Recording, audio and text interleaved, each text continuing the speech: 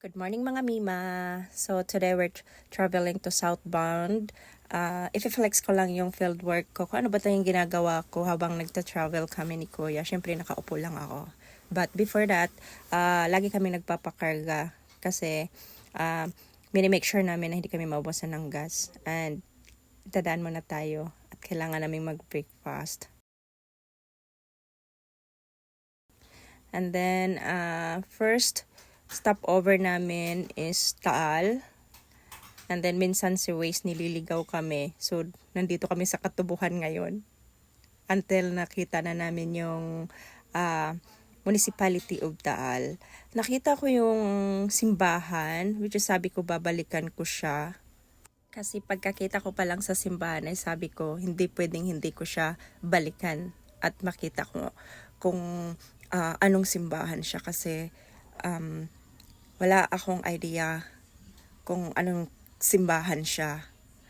So, ayan, dyan kami dumaan kasi nasa harap lang naman talaga pala siya ng Municipality of Taal.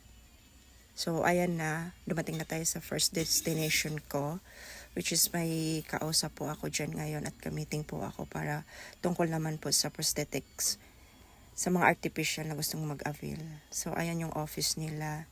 And then, picture muna kami ni ma'am bago ako umalis.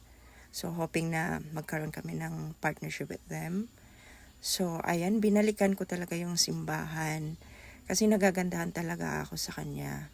And then, honestly guys, Taal Basilica is the largest church in the Asia. But to be honest, hindi ko talaga alam. Wala akong idea until today. Pagdating namin sa Taal, nakita ko na siya.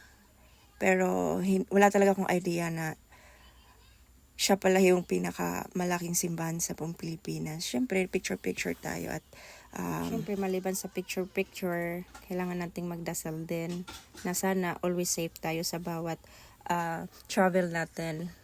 So, ayun lang guys. Thank you for watching. Abang-abang for part 2. Doon naman tayo sa Bulkang Taal. Bye-bye!